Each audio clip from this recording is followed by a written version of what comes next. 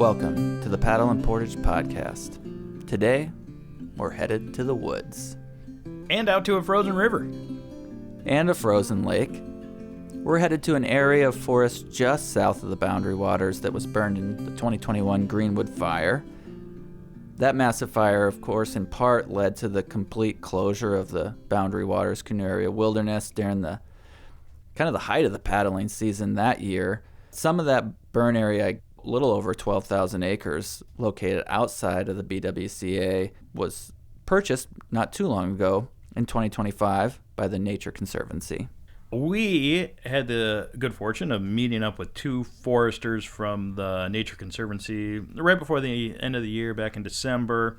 We walked through, I guess I would describe it as a fair amount of snow across some of that acreage. And as we were saying, we walked across a frozen river, frozen lake, and huge and red and white pine forest. Lots of diversity in the forest, but those really stood out to me. And this frozen bog we were exploring around in with the foresters, and then we even ended up out in this one area, actually, where we spent most of the time that day, on what felt like a prairie.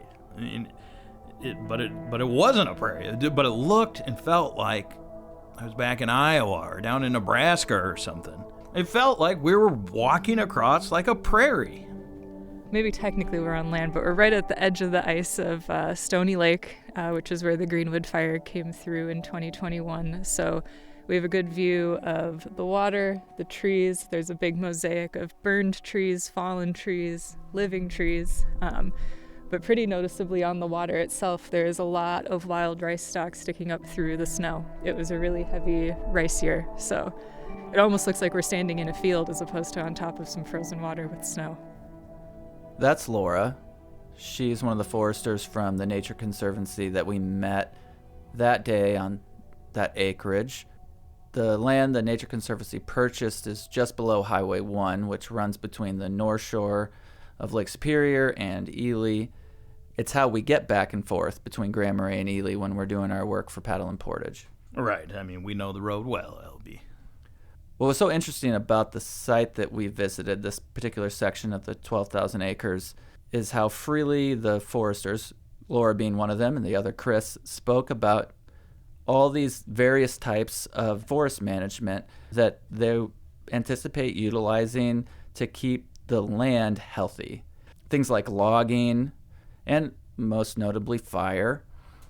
It's not the type of thing I expect to hear when I'm meeting with conservationists, forestry managers from a nonprofit which focuses on that very thing, protecting the environment. Well, the thing is that logging, just that term, I think people can have a reaction to it, especially when we're talking about like a wilderness area like the Boundary Waters, but the logging itself is not inherently bad, and it's also not just like inherently good either. It's something that kind of gets lost when people hear about these logging operations. So like other natural resource use or extraction, it can be done in a really good way, in a sort of responsible way. Yes, exactly, like a responsible way. Or it can also be done really poorly, like in a crappy way, in a way that's like, what the F happened here? Mm-hmm. But just on the surface level, to say that logging or thinning is bad, just like end of discussion, like it's a pretty short-sighted way to kind of think about a forest. And so with that in mind, let's head out to the woods and hear some of our conversation that we had with the foresters from the Nature Conservancy. Yeah, I'm Chris Dunham. My title is Associate Director of Resilience Forestry with the Nature Conservancy. I work out of our Duluth, Minnesota office and work on land management in northern Minnesota. So we look at land protection as kind of first things first, and I think that's kind of where things were at with the Boundary Waters during the Wilderness Act. It was like, okay, we need to get this land protected, and that's taking care of the first order of business, and then everything can kind of tear off of that. And I think we're actually at a similar place with this property. You know, we needed to, in our opinions, it needed to be protected and getting it into a place where then we can talk about management for the future and take that kind of long-term vision that we have for here. And similarly with the boundary waters, like, yeah, it was protected, and that's amazing and great. But then time goes on, and we start to see this disturbance-dependent landscape, which what we mean by that is that naturally, fire is what rejuvenated the forest up there, most of it, with some wind, and all insects, all the things that nature does that make a forest look like a forest. And definitely we know it was not untrammeled by man. We think about the centuries, millennia of indigenous communities using that land, managing that land with fire, same as outside the wilderness. And the Northwoods that we see and know and love is a direct result of that type of disturbance. And if you in that and put a quick halt to it or facilitate the ending of that disturbance, I mean, that's really what drives those forests. And so you can imagine that you're going to have a drastic change, in this case, in forests. You know, you're looking at long time scale, so it just happens slowly. So we're seeing some issues with not being able to burn in the boundary waters. And when you're talking about property, homes, lives, communities, you know, we're not going to do stand replacing fire in many parts of the northern forest that needs disturbance. In those places, we're so fortunate that we have a timber industry in Minnesota that is struggling due to markets and global competition and for a lot of reasons. But our timber industry is super important, and we need to hold on to that because that's what allows us to manage our forests. And we're counting on that here. This property that we just purchased, it needs some work, and we're hoping that we're going to be able to partner with loggers and that there will be mills that will have places to take that wood, because even if you're looking at strictly ecological restoration, say, you know, even if we had zero economic interest, we need those markets and we need that infrastructure. We need loggers. We need people that know how to work in the woods to help us restore our forest. That ultimately makes it more resilient to the next, whether it's a fire or a bug or whatever. It's important to have resilient forests, and that follows on with the resilience of our communities to be able to use the forest to, whether you're doing something consumptive like you want to catch a fish or you want to shoot a deer, or you just know how you feel in nature, like how we're feeling standing out surrounded by trees and open space. Like, yeah, I mean, you can't put a price on that, but you still have to have the infrastructure to be able to manage the forest. I think it's interesting and refreshing and perhaps even confusing for some of our listeners to hear someone from the Nature Conservancy, which people might think is more of a sort of a, you know, an activist, protect wild space, and I'm sure that's an objective and mission for your organization. But to hear you talk about timber harvest and logging and cooperative land management, that strays from something like a more rigid environmental organization. Yeah, and we're a conservation organization, and we're a science-based organization primarily made up of hundreds of scientists across the Nature Conservancy. And so that's our first look is, okay, we want to not just improve this little place on the ground. And that's an evolution of our organization and many organizations, as we used to be looking at a special spot, a 40-acre piece of prairie or a little patch of old growth that's maybe 100 acres, and really working hard to preserve that, which was important, and it was foundational, and it started to develop like relationships and gain support. But now we realize if we did that, all those little postage stamps are in isolation, and we really need to work across the landscape, especially this landscape. You know, I mean, you guys realize how big it is if you're looking at the drone footage or airplane footage of just the connectivity of this land and how vast it is. And then knowing that it crosses ownerships, it's going to cross Forest Service, and it's going to be state and county, and maybe there's some Nature Conservancy ownership in there too, and being able to have the relationships with all those agencies and being able to work together. And that's kind of where the Nature Conservancy's science comes in. That's where our non-political, non-confrontational approach comes in, because ultimately we want to make the forest more resilient on a scale that makes a difference. And you can't do that just one little piece at a time. And you also can't do that if you alienate, you know, either the large land managers or the lawmakers. It's trying to be as engaged and smart as we can about tackling a huge problem that we know our partners are dealing with at the Forest Service or at the state. So you went to the Boundary Waters recently with your family. Tell us about that experience. Yeah. So the last time I was in the Boundary Waters was the summer before last, and we took our young daughters up. We went to Crocodile Lake and had a nice portage in, a little bit of wind on the water, and just a really nice kind of first experience that challenged the girls in terms of like what they thought they could handle. And, and my wife and I we've done that before, so we knew we were safe. But it's interesting to watch from their perspective of just getting into the canoes, and then we got to pack all of our stuff across this portage, and they were kind of nervous about it at first, but then you get there, you get to camp, and you get things set up, and then they start feeling like at home, and it's quiet. And the first thing we did was get out a jig, because we're going to cast for walleyes from shore. The dog jumps on it, gets the jig stuck in her mouth. We haven't been there for like 2 minutes. So right away, we're like, okay, well, we're going to see how we can get this hook out. So safely got the hook out of the mouth. Nobody was too scarred, and we got to continue our trip. But, it's just those things that happen when you're in the wilderness that you deal with them. And watching the girls become comfortable and settled in, and then they're starting to catch some fish from shore, and they're picking up frogs and just really into it. And in a way that's different from just driving up to your campsite and like, okay, it's all right here, the car's here. We've had to kind of work to get there, and there's just so many lessons for people of all ages. 50 years ago, a group of friends met at a diner and began to organize a movement. They called themselves Friends of the Boundary Waters. Through grassroots organizing, they fought to make the Boundary Waters the protected wilderness it is today.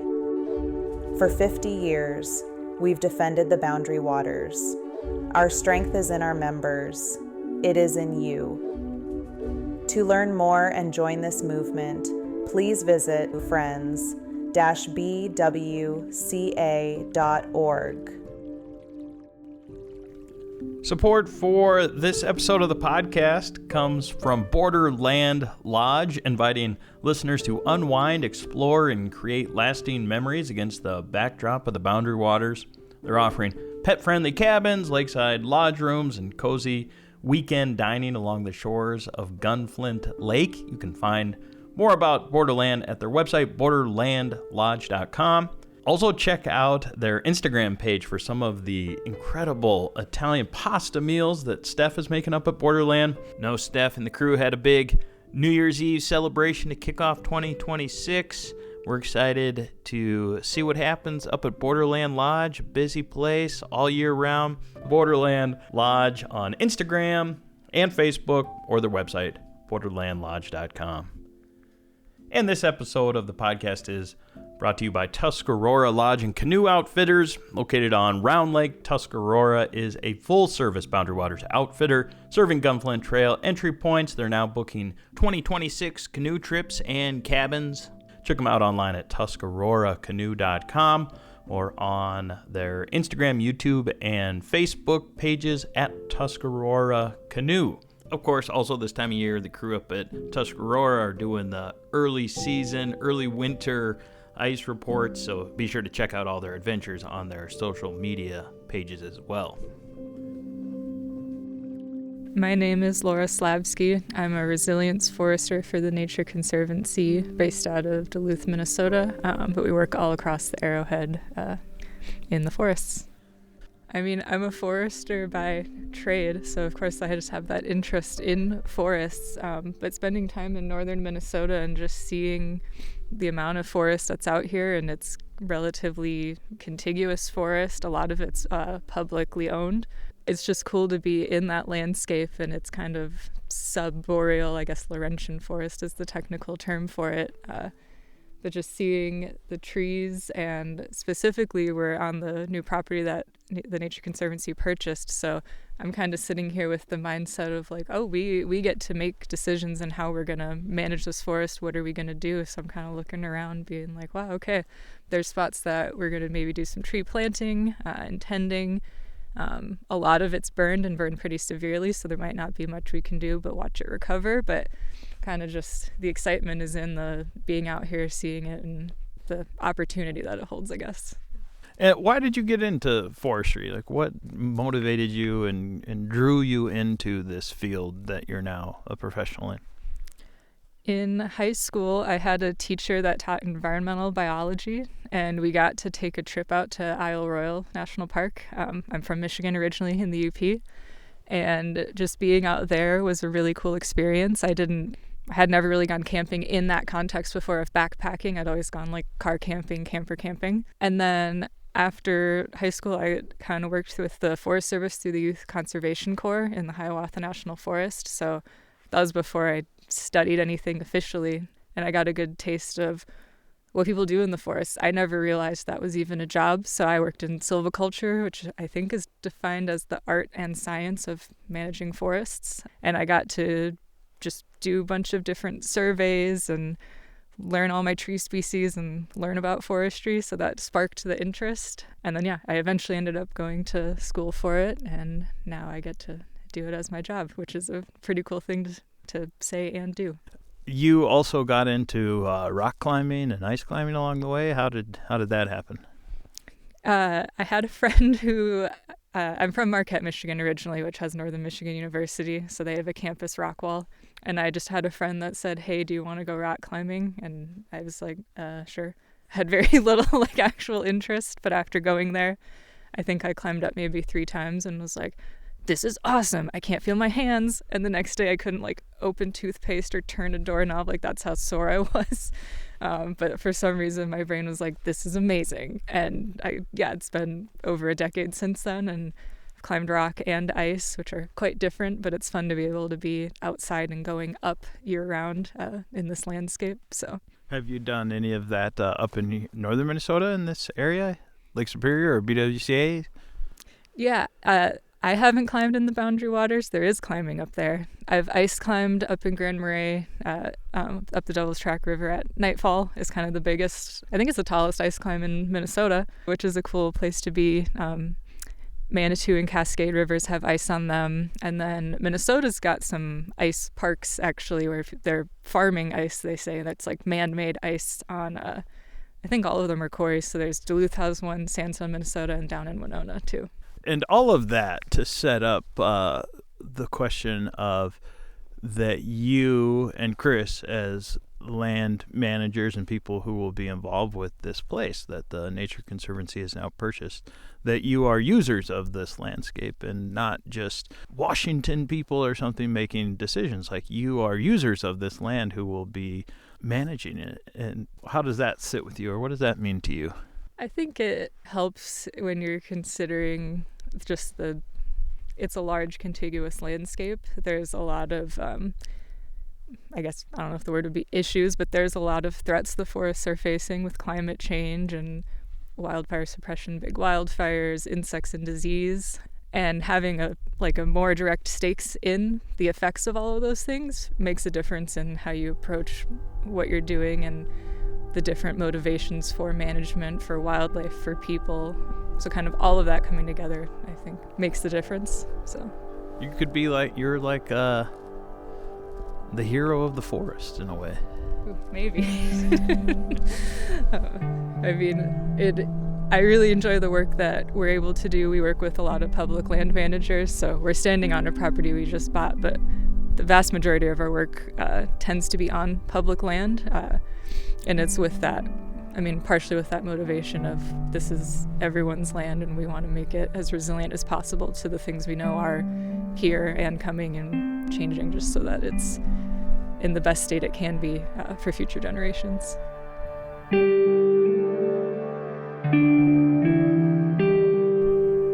So the message that we are hearing from Chris and Laura is that disturbances of the forest in a place like or identical to the boundary waters, it is essential for it to be healthy. And the main way these forests get disturbed, well, naturally, is through fire, and as a management practice is through logging. The basic approach to fires in the BWCA right now, as we've talked about on the podcast, LB, is just to put them out. Suppression at all costs. Yeah, I mean, that's the baseline. Basically, that's what's going to happen. If there's a fire, let's put it out. But if fire is not allowed to burn, then some form of timber management is needed in order to prevent the forest from becoming this tinderbox area that we've heard about, that we've talked about on the podcast and had experts talking about on the podcast. So this has led to complications inside the Boundary Waters area, where there's blowdown. We got a dead balsam standing around inside the wilderness from the infestation of spruce budworm that we're seeing across Cook County, Lake County in recent years. And there's just large areas of Superior National Forest and inside the wilderness that basically they need to burn, or something needs to disturb the forest. The current context with that in mind is that for the last 60 years of that approach has left our beloved BWCA in a bit of a dangerous condition, because those fires that historically rejuvenated the forests haven't been allowed to burn. Now they're so destructive and almost explosive. The soil gets scorched, that this peat moss and all these different mosses are completely destroyed, which really disturbs the fundamental, at the ground level, what the forest needs in order to rejuvenate itself. Because the Superior National Forest and the private properties, even outside of the wilderness, are suffering a very similar fate. Places like the Gunflint Trail, the Echo Trail, the Fernberg, these places where most of the adventures start, our entry point, our wilderness edge communities exist, are all sort of in the same predicament. And you asked Chris about this, the fact that the wilderness policy and management itself, could that actually be a hindrance to our beloved wilderness being healthy? But the barrier now, it sounds like, and that's sort of the irony of the advocacy of the wilderness, is that the barrier has become the wilderness line itself. That is where policy can no longer be as cooperative. Like, the wilderness line is the blockade of connectivity and land management. That's the biggest thing that I think wilderness advocates and visitors to the BWCA might not be aware of. Mm-hmm. Yeah, and so looking at the things that we can work on while, hopefully some of that policy work continues, but then we're looking at the things that the Forest Service can do outside the wilderness to then influence what happens in the wilderness. Like, okay, could we let that fire go because we know we've done such a good job adjacent? So part of it's just, doing what we can do at this point. And we feel similarly to a lot of the big, even the wildlife management challenges, if we talk about moose habitat restoration, it's like, well, okay, climate change is affecting moose, and brainworm is affecting moose, and other parasites and winter ticks, and like there's so many things. A lot of them are maybe bigger than us, however you want to say it, but we know that we can improve their habitat. So that's why we're out here doing a bunch of work on moose habitat restoration. We're making their forage better. We're providing future mixed forests for cover. So it's similarly like we're taking what we know we can do and trying to get it after it at a scale that makes a difference. I imagine for a lot of our listeners, this is a new concept. And it's easy for me to imagine when I first moved up here, when I would stare into a thicket of balsam and spruce and just be like, wow, wild forest. Mm-hmm. And, that was sort of my perception for years. And actually, I remember a friend of mine who's a forest ranger for the Forest Service and was in a position of doing some timber management in the Spear National Forest made a comment to me sort of offhandedly. It's saying, oh, it's just such an unhealthy ecosystem. And it like sort of stopped me in my tracks because I really I've never heard anybody say that, especially somebody who works for the Forest Service. And especially not about your boundary waters. Exactly. This place that was so idyllic to me. And we had follow-up conversations about it that helped me understand. But most people aren't getting a chance to hear that. So it's a new concept. And we're obviously still processing it. And especially after our site visit with the Nature Conservancy. So the idea that the Wilderness Act, which prohibits logging, sort of really starting to flush out this idea that there's an unhealthy forest in at least in large sections of our beloved wilderness. Mm-hmm.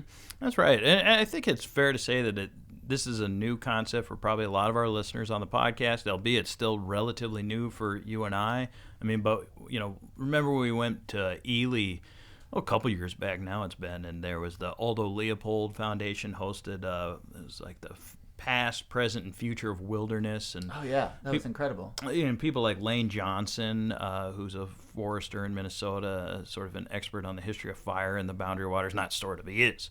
Mm-hmm. And Lane was there presenting. Aaron Kenya, the Cowish Ranger, who just retired, was there talking about fire in wilderness areas. I mean, people from all over the country were talking about this very concept, and it was probably whether it was just sort of seeping into our subconscious or not, like we were getting educated about this very topic that Chris and Laura were sharing with us when we were out there that day. Like, yeah, it's really important to have a healthy forest, and in order to do that, we got to disturb the landscape, or some natural form has to disturb the landscape. Those are the options.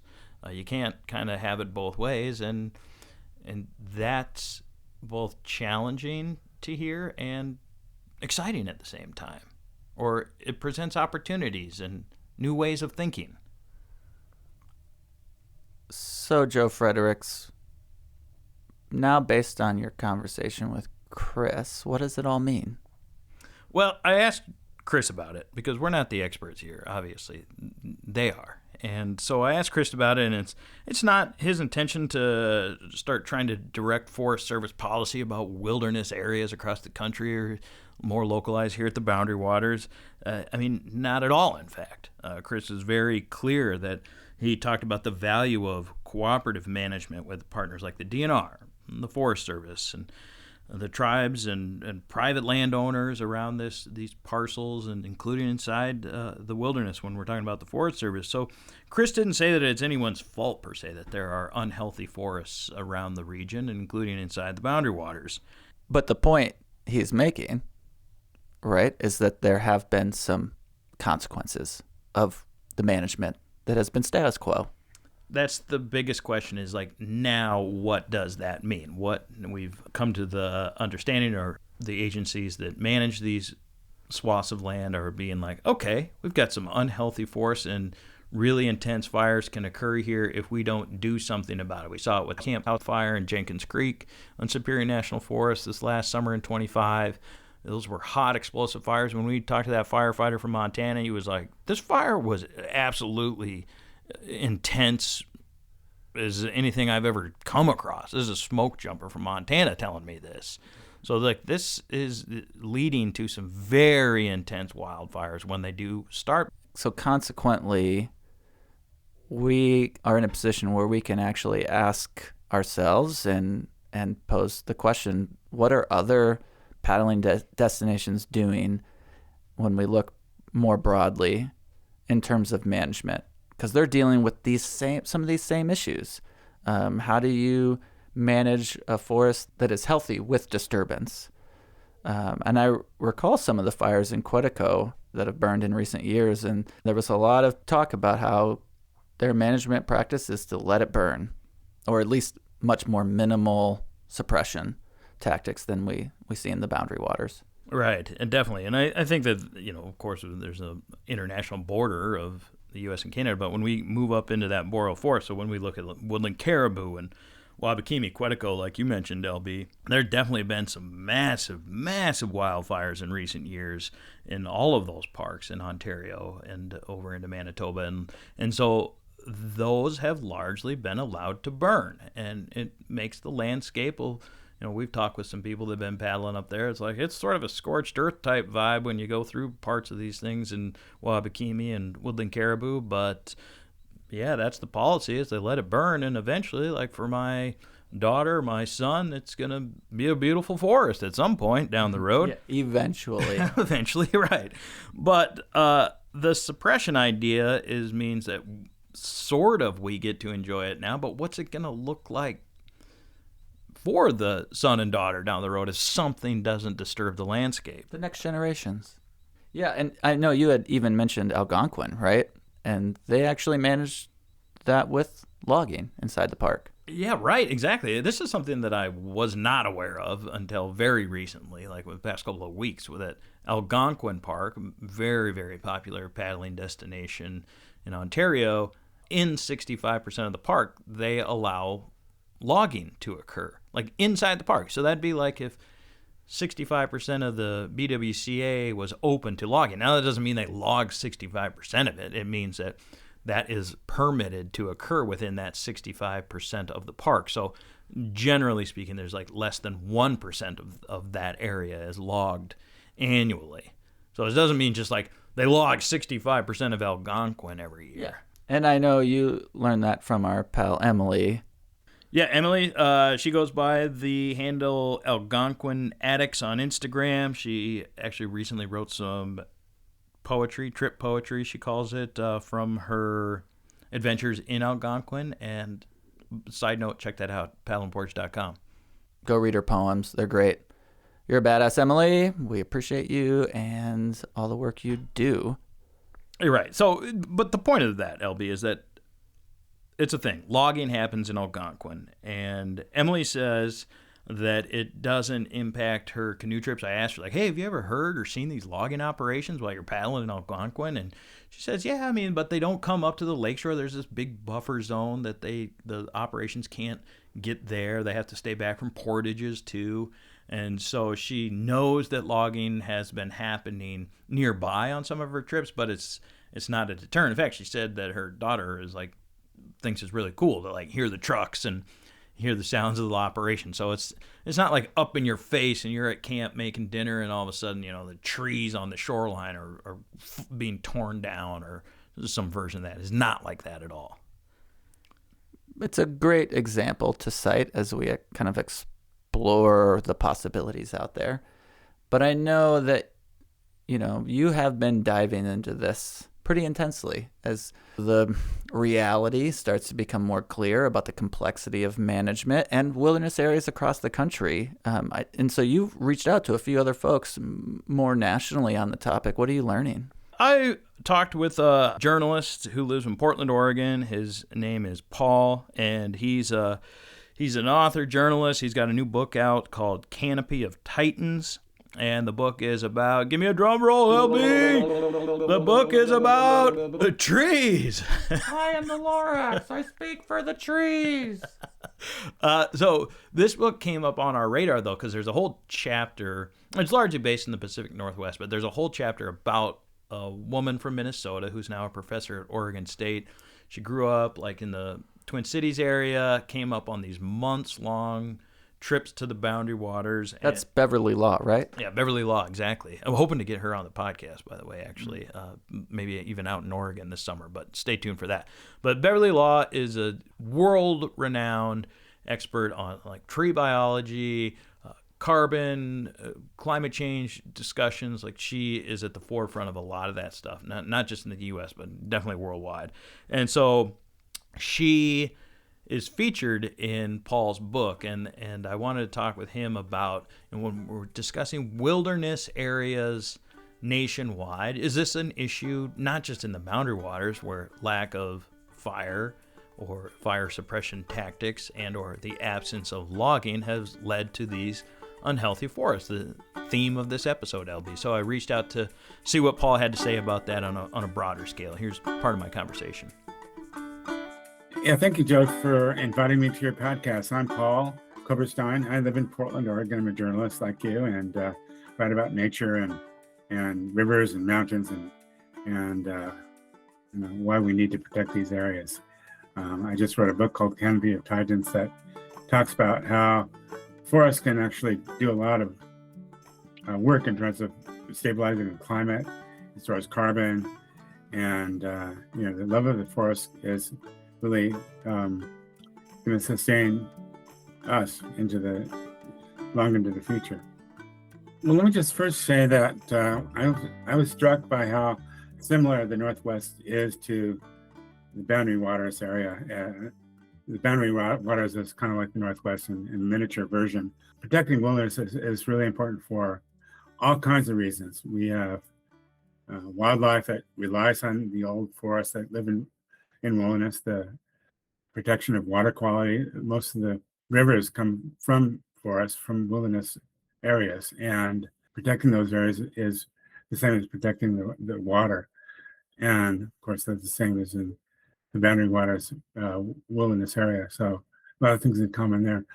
So we have some very famous wilderness areas in the Northwest, the Mount Hood Wilderness, the Kalmiopsis Wilderness in southern Oregon, and also in British Columbia, the Great Bear Rainforest, and areas on Vancouver Island, on coastal Vancouver Island. And so protecting these areas is vitally important. And politically, people have to stand up to protect these, because once they're gone, they're gone for good. And how about the fact that these areas, though, wilderness areas, need disturbance in order to be healthy? Otherwise, they, as we were seeing in the Boundary Waters with spruce budworm infested balsam and spruce trees that are now dead or dying. So large stands of acreage that are a tinderbox, or we've had blowdown events, wind events here where there's dead trees on the forest floor. And there's all this fuel that needs to burn, or something has to happen to it, because it's led to an unhealthy forest. And in many ways, the Boundary Waters and the iconic red and white pines that you write about, even when you're talking about with Bev Law and so forth, are being replaced by just thick stands of balsam that are now dying. And so there has to be some sort of disruption in many of these forests. And I'm sure it's the same in the Pacific Northwest. So what are we going to do about that? These forests evolved with fire. Some of these species in our forestry species, the redwoods, the sequoias down in the Sierras, and so on, need fire to regenerate. The seeds don't germinate, don't produce offspring without fire, and so fire is needed. In fact, the problem is we don't have too much fire. We don't have enough fire. For the last 100 years, we've been putting out every fire as quickly as we can, and that has led to a real serious disruption of the ecosystem. And people want fires to be put out because their homes are in the woods or near the forest, and the Forest Service has this policy of putting out every forest fire, and that's doable if there's no wind. If there's wind, though, the fire will just take off and spread across the landscape. Thanks, Paul, for adding your perspective and experience and passion to this topic with us. We're really grateful to have that, and I'm excited to check out the book. So, are there any more twists to this fated tale, Freddie? Is anything that you're waiting to drop on me and us we haven't talked about yet? Actually, yes, there is. I'm not surprised. Yes, I'm sure I had that look on my face, because there is another twist, and we're going to jump back with the Nature Conservancy and this parcel of land, this 12,000 acres that we've been discussing. What the heck is it? Come on. I got one word for you. I think I may know what this is. Helium. Helium. Right. Just that one word, we're going to be sharing a lot in the years ahead, and I don't want to start to sound like that scene out of The Graduate where the guy's talking about plastics to Dustin Hoffman. I just want to say one word to you. Just one word. Yes, sir. Are you listening? Yes, I am. Plastics. So here's the deal. This land that the Nature Conservancy purchased is right near the epicenter of one of the purest deposits of helium that's ever been discovered in the world. It's something we reported on in the past, and the exploration for helium is only ramping up just south of the Boundary Waters, and a lot of it is along this Highway 1 corridor, this road that we take between Grand Marais and Ely. Yeah, most people know it. And so back in 2024, I spoke with Thomas Abraham James, and he's the president and CEO of a company called Pulsar Helium, about something that's known as the Topaz Project, which is very close to this land that the Nature Conservancy purchased. Isn't that the guy that you upset because you kind of referred to him as a Daniel Plainview? For everybody who's familiar with the movie There Will Be Blood. Yeah, basically, yes. But certainly with gas being migratory, you certainly would anticipate that it would be coming from, further afield than in the immediate vicinity of that particular well. So yes, that's distinctly possible. Okay. I used an example recently, speaking with a state geologist. I don't know if you've ever seen that movie, There Will Be Blood, with Daniel Day-Lewis. And he uses that example of drinking a milkshake, and I got the oil from over there. In this case, you and your company are kind of like Daniel Plainview in that way, where you can be like getting that from elsewhere. And that's why I think the state is saying, hey, we got to figure this out because we have land around there. I drink your milkshake. I drink it up. Okay, so there's helium. Lots of helium near, around, under the land that the Nature Conservancy purchased. They told us that they're open to allowing a diversity of management practices, logging on this land. Do you know what their thoughts are about helium exploration as a potential opportunity that they're looking into? Well, I asked Chris, who we heard from in the episode, about it, other people too from the Nature Conservancy, and Chris shared with me that the short answer, and I'm going to quote Chris now, it says, the short answer is, we know there's helium potential, especially on the northern half of this property. We don't own mineral rights. That's a key thing. But our due diligence suggests that conservation impacts from exploration and even extraction would be minimal for helium, enough that they went ahead with the purchase. I also communicated with Ellie. She's the person who works for the Nature Conservancy that basically set this whole thing up, that we got to meet Chris and Laura that day on the property, and she confirmed that they don't own the mineral rights, which is not unusual with acquisitions of land. Like, I don't own the mineral rights under my property, and you don't either on your acreage, LB. Like, it's a whole other thing. It's different law, different regulations. Mm-hmm. Really complex stuff about like mineral rights and owning the land under the land type thing. So the Nature Conservancy is just saying that, they're going to be following what the state does. There weren't laws in place and statutes and royalties in place for gas. Like, it just was never a thing in Minnesota until a couple of years ago, and this helium deposit was discovered by accident. I mean, it's just a whole other part of this story about this region and helium extraction in the years ahead. It's going to be a huge topic of conversation on the podcast. I can assure you of that, LB. Yeah, and with that topic and that reality comes driving across the landscape and seeing these exploratory drilling trucks and these crews, right off the road, or maybe even further in. I mean, this is going to be the future of this landscape, and it's happening in real time. Right. I mean, we saw that big old truck, helium extraction truck. Remember when we were going over to see Tom, the wolf guy? Oh, yeah, that's when it was. Yeah, we were headed to the Wolf Project. Mm-hmm. Tom Gable and with the Voyagers Wolf Project, and it's like, what is that truck? It's kind of like a combination, like cement truck, oil rig, auger, dump truck looking thing. It's quite a sight when you see one of these. You'll definitely know it when you see one. Well, this is an interesting episode.